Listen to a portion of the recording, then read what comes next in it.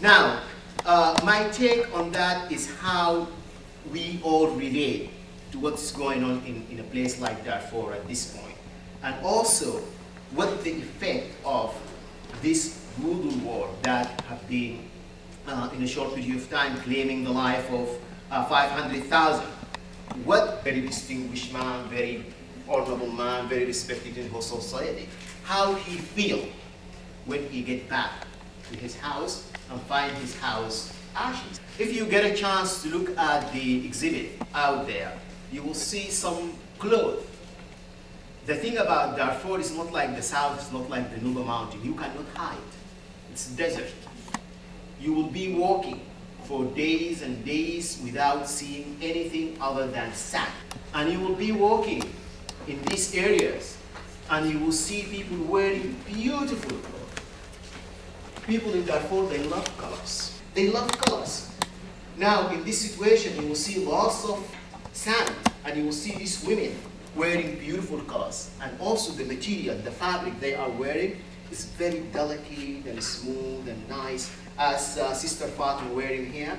And there is lots of fabric outside. I want people to touch it. And you start to think, are these people crazy? Why are they wearing these beautiful clothes in the middle of nowhere? And you start to think, these people, they never had a chance to think. They never had a chance to choose. They just have been forced to run. If they are in a wedding, it does not matter. They have to run for their life. If they are sleeping, they have to run for their life, and so forth. So from people's clothes, you can really tell how these people have been forced to walk and to walk now for their life. And this is what has been happening in Darfur. Humiliation.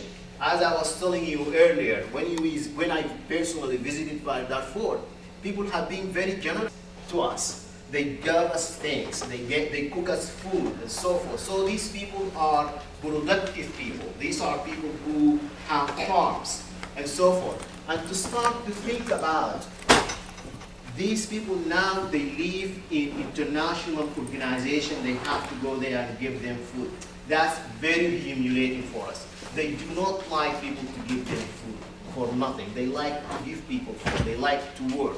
They appreciate work and they honor their work. Stay online after they have schools and beautiful songs that they like, letters and dreams, and some of them want to be doctors. They have to stay online all day for 4 years for no reasons other than they are Sudanese.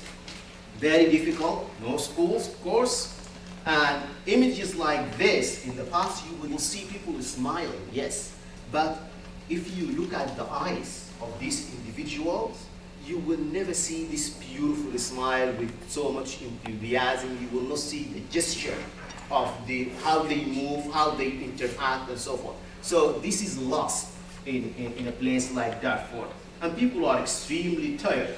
These two images, the one in the left from a Dinka woman that I did a few years ago, as the Sudanese government was making people of the Dinka really tired and exhausting them by long civil war, and the one in the right for a man from the Nuba Mountain that also have been very tired and exhausted and so forth. So the body gesture in this picture that you all flip over, the internet, I really want people to start to think about what you can get out of it, because they are not numbered. These people are not numbered. When we talk about 2 million refugees, they are not 2 million, just like that. They are individual.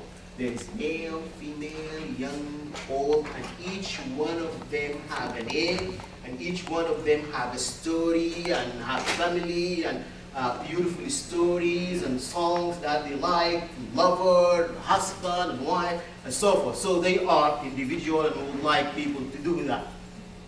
Through hands, you can do so many things. I showed you pictures of the Omar al-Bashir, the president of Sudan, Hassan al-Turabi, the engineer of the civil, the fascist project. Through hand, you can do lots of things. You can do good things, you can do bad things. This piece have been done during the war in the Nuba and the South Mountain. Lots of skulls. This is what's coming out of Sudan. we all have been saying here, like never again, we heard that before. But never again in Sudan does not exist. It's always coming skulls. These skulls I did from male, female, young, old, all casted, same, very light, and so forth. And glorifying the killing. If you watch by chance the Sudanese TV, you will see these young boys marching to war with beautiful songs that glorify. They go there and kill the others. This is what has been happening in Sudan for such a long period of time. That's why I was saying the Sudanese government is a fascist government. It's a government that really believes in eliminating the other, moving them out of their land, and just killing them. They're doing them a big favor, and they make the killing look good, make it look beautiful. This piece is about that. Because if you are from a distance, you will see such beautiful objects. But if you come close to them, if you hold one of them, you will start to discover these are skulls.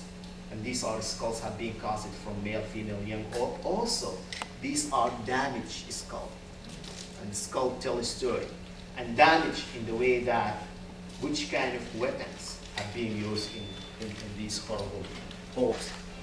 The picture in the left, in 2001, February, there is a bomb fall in the Nuba Mountains school in a place called Kauda, and it killed 13 students and their teacher. I created this piece as a memory for them at that time. If we look at the picture here, you will also see props. The interesting thing about these pictures is that they covered with colorful clothes. When you die in Sudanese culture, in Darfur, they cover you with white. But you start to ask why they have to cover them with their wives' dresses, because they don't have any. This is what's left for them. And to cover their dead, to bury their dead, is very important in all African culture. Also, in Darfur culture, you have to bury them with a lot of dignity, in a way that it respects them, just like here as well. And that has been taken away from the people of Darfur, just like it has been taken away from the people of the south and of the Nuba Mountains. A teacher from Darfur, her name is Zahra Mangourain, telling a story about how the Sudanese government, the airplanes, and then later on the Janjaweed came to clean the village, how they destroyed her cooking clothes and so forth. And she was really holding herself as she told about her loss, her materialistic loss, what she lost this, she lost that. And as soon as she starts saying, well, I am a teacher, look at me, what I am wearing, then she starts to crumble and she falls down. People take a lot of pride in how they carry themselves and how they look, and they have a lot of dignity, especially if they are in education, because their society, their community, look up to them. And this woman is, I learned a lot from this woman. We call that for their talent in her memory. This is a project I did 2002 in the time of the genocide in the Nuba Mountain, and I did in the memory of the people of the Nuba. They have been under attack from the Sudanese government as well, physically, but also they have been culturally under attack. This is the ashes. This is what you see in the project that I did, and this is if you walk into a Darfur village, you will see ashes. You will see things have been burned to the ground. A satellite picture from Darfur for a village have been burned, and this is how I work in this project. It's still the fire and the intensity of the fire and so forth, and I do not want to take a lot of time, but these are the villages that have been burned in Darfur. And later on we can go in discussion in all of those. Loss of death. A lot of things have been destroyed. Animals, and of course people, and water resources. And this is what you will see. This is what's coming out of Darfur. Just people walking, refugees, all over, dignified women with culture and dignity. And just this is what you just see on that. I will stop here and thank you very much for listening to me.